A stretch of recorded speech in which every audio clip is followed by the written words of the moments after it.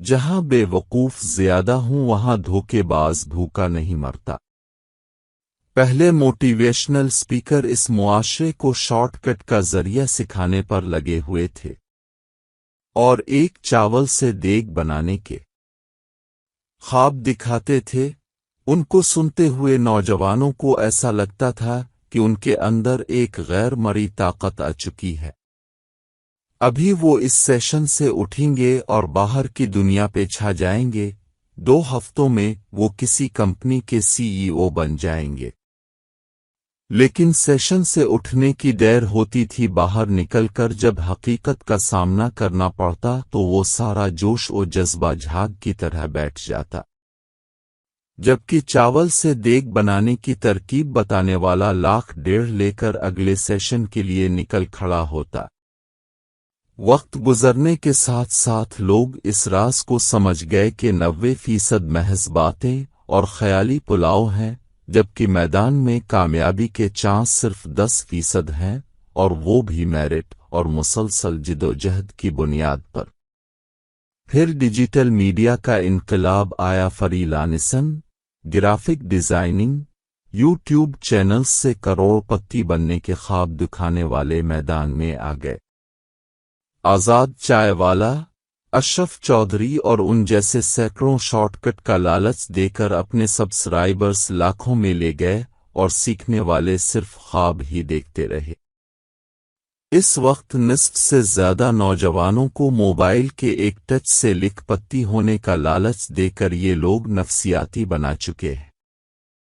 خواب دکھانا برا نہیں، لیکن حقیقت کو نظر انداز کرنا برا ہے۔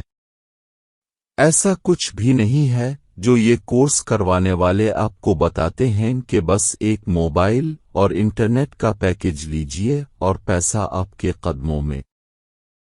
نتیجہ یہ نکلا کہ ہر کوئی سمجھنے لگا ادھر گرافک ڈیزائننگ سیکھی ادھر ڈالرز آنا شروع، یوٹیوب چینل بنتے ہی مونیٹائز ہو جائے گا۔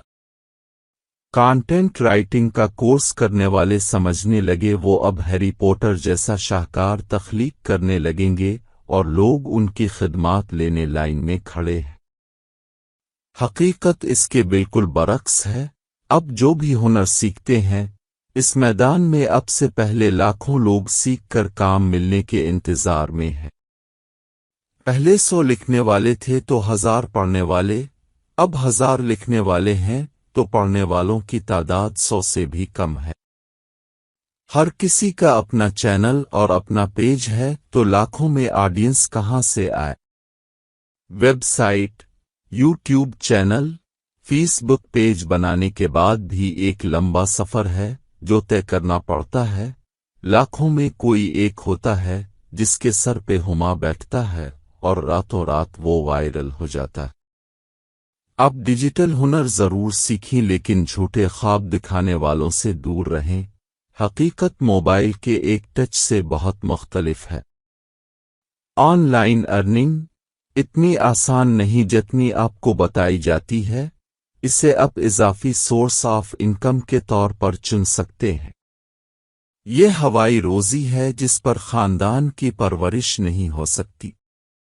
کوئی ایسا ہنر سیکھیے جو واقعی آپ کی شناخت بنے، مشکل وقت میں آپ کے کام آئے، جس کی سند آپ کے پاس ہو۔ یقین جانیے قسمت اتنی بھی مہربان نہیں کہ موبائل کے ایک ٹچ سے بدل جائے۔ قسمت بنانی پڑتی ہے۔